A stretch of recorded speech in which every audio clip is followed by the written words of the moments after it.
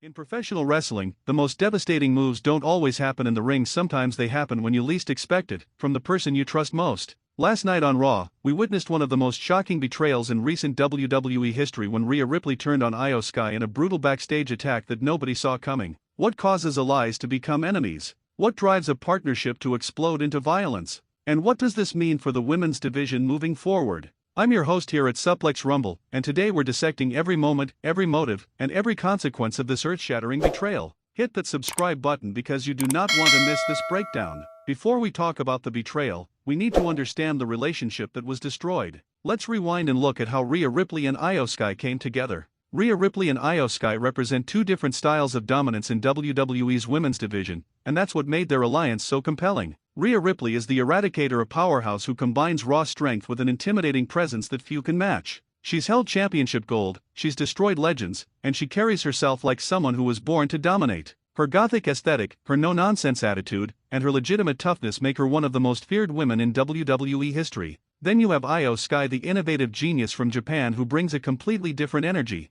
She's high-flying, technically brilliant, and absolutely fearless. Her background in stardom made her one of the most respected wrestlers internationally before she ever stepped foot in WWE. When Io Sky is in the ring, you're watching poetry in motion combined with hard-hitting strikes and death-defying aerial maneuvers. According to the storyline leading up to this betrayal, Ripley and Sky formed their alliance out of mutual respect and a shared goal: absolute domination of the women's division. Maybe it started with a common enemy. Maybe they recognized in each other a kindred spirit, someone who refuses to back down, who fights with honor, and who represents the very best of women's wrestling. Whatever brought them together, the partnership seemed solid. They watched each other's backs. They celebrated each other's victories. They presented a united front that made them nearly unstoppable. When you're dealing with both Ripley's power and Sky's innovation, who can stand against you? But here's the thing about alliances in professional wrestling: they're always temporary. And if you look back at the weeks leading up to this betrayal, there were signs. Small cracks in the foundation that we maybe didn't notice at the time. Perhaps there were moments of tension over who would challenge for a championship first. Maybe there were split-second hesitations during matches. Perhaps backstage interviews showed subtle differences in their priorities or approaches. In wrestling, these warning signs are breadcrumbs left by brilliant storytellers. They plant the seeds so that when the betrayal happens, we can look back and say, oh, it was there all along. This partnership was significant because it brought together two of the most talented women on the roster. It elevated both of them. It created compelling tag team scenarios. It gave fans dream matches and dynamic storytelling. More importantly, it represented international unity in WWE, an Australian powerhouse and a Japanese innovator standing together. That cross-cultural alliance meant something to fans around the world, which makes the betrayal hit even harder. Now let's break down exactly what happened in this devastating backstage moment. The scene is set backstage on Monday Night Raw. According to reports from those present, Io Sky was in a vulnerable position, maybe preparing for a match, maybe doing a post-match interview, or perhaps just walking through the backstage area. Rhea Ripley approaches. At this point, Sky has no reason to suspect anything. This is her ally, her partner, someone who's had her back through battles. The guard is down. The trust is still there. This is the cruelest part of any betrayal. It only works because trust existed in the first place. Witnesses indicate that Ripley initiated some kind of conversation or interaction. Maybe she complimented Sky on her recent performance. Maybe she discussed their next move together. Maybe she asked Sky to turn around or step into a certain position. Whatever the setup was, it was designed to make Sky comfortable, to position her exactly where Ripley needed her to be for maximum impact. Io Sky, being the trusting ally she was, likely engaged normally. Why wouldn't she? There was no reason to suspect that in the next few seconds, everything would change. And then it happened. Without warning, without mercy, Rhea Ripley attacked. Whether it was a vicious strike to the back, a slam into equipment, or some other brutal assault, the attack was swift and devastating. The element of surprise was total. Sky didn't have time to defend herself. She didn't have time to brace for impact. One moment she's talking to her partner, the next moment she's under attack from someone she trusted. This is where Ripley's power advantage becomes terrifyingly clear. When you're unprepared and someone with Rhea's strength and aggression attacks, the damage is immediate and severe. But here's what makes this betrayal particularly brutal: it didn't stop with one strike. Ripley continued the assault, making it crystal clear that this wasn't an accident, a misunderstanding, or a momentary loss of control. This was intentional. This was calculated. This was meant to destroy. Reports suggest Ripley used the backstage environment to her advantage: steel structures, equipment cases, walls, anything that could amplify the damage. Each move was designed not just to hurt Sky physically, but to humiliate her, to make a statement. The continuation of the attack is what transforms this from a moment of aggression to a complete betrayal. It's the difference between a mistake and a declaration of war. Put yourself in Io Sky's position for a moment. The physical pain is one thing, but the emotional and psychological devastation of being attacked by someone you trusted is another level entirely. Witnesses report that Sky's reaction showed pure shock and confusion. Her body language, her expressions, everything communicated that she couldn't process what was happening. This wasn't supposed to happen. They were supposed to be on the same side. That confusion is what makes betrayals in wrestling so compelling. We see ourselves in that moment.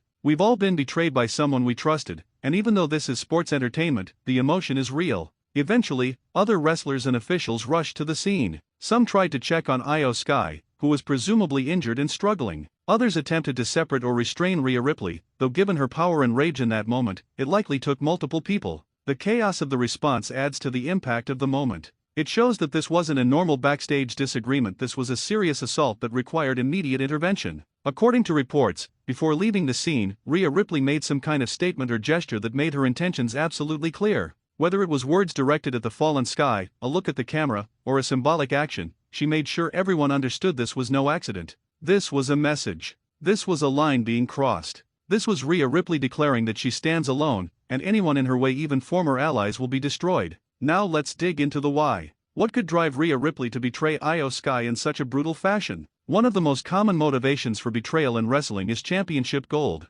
Perhaps Ripley saw that their alliance was holding her back from a title opportunity. Maybe Sky was getting opportunities that Ripley felt she deserved. In WWE's women's division, championship opportunities are precious. There are only so many titles and only so much spotlight. When two dominant forces are aligned, it creates a bottleneck. Eventually, one has to step aside for the other. Perhaps Ripley decided she was done stepping aside, done sharing the spotlight, done waiting her turn. Sometimes the path to the top requires removing obstacles, even if those obstacles used to be your friends. Rhea Ripley has always carried herself with an alpha mentality. She's not a follower. She's not comfortable being anyone's equal. She's a leader, a conqueror, someone who needs to be at the absolute top of the food chain. Maybe having an ally, even one as talented as Io Sky, was starting to feel like a limitation. Maybe Ripley realized that to truly be the eradicator, she needs to stand alone, accountable to no one, constrained by no alliances. This is actually a compelling character motivation. It's not about hating Sky, it's about Ripley being true to her own nature, which is that of a lone predator, not a pack animal. Another possibility is that beneath the surface of their alliance, resentment was building. Maybe Sky was getting more fan support. Maybe commentators were praising Sky's performances more. Maybe backstage officials were showing Sky more respect. For someone with Ripley's pride and ego, those perceived slights could fester. Every cheer for Sky could feel like it should have been for her. Every opportunity Sky received could feel like one stolen from Ripley. Jealousy is a powerful and relatable emotion. We understand it. We've felt it. And in the pressure cooker of WWE, where your value is constantly being measured and compared, jealousy can turn toxic fast. Here's another angle. What if this betrayal wasn't entirely Ripley's idea? What if someone else planted the seeds, manipulated the situation, or convinced Ripley that Sky was going to betray her first? WWE has a rich history of third parties manipulating relationships to serve their own ends. Maybe a manager, another superstar, or even a general manager whispered the right words in Ripley's ear at the right time. This would add layers to the story and create opportunities for future revelations and twists. Perhaps the most interesting motivation would be if Ripley believed that by attacking Sky, she was actually doing her a favor, forcing her to become tougher, to stand on her own, to stop relying on alliances. This would be a twisted form of respect. Ripley sees greatness in Sky but believes that greatness can only be fully realized through adversity. So she creates that adversity, even if it means becoming the villain in Sky's story. It's a brutal philosophy, but it's one that could make Ripley's character more complex and interesting. From a storytelling perspective, betrayals work because they tap into universal human experiences. We've all been betrayed. We've all had trust violated. When we see it happen in wrestling, even though we know it's scripted, the emotion still resonates. Ripley's betrayal of Sky triggers those feelings in us. It makes us remember our own experiences of being let down by someone we trusted. That emotional connection is what makes this storyline powerful. So what happens now? Let's explore the immediate and long-term consequences of this betrayal. The most important question is, how does Io Sky respond to this betrayal? Her reaction will define her character moving forward.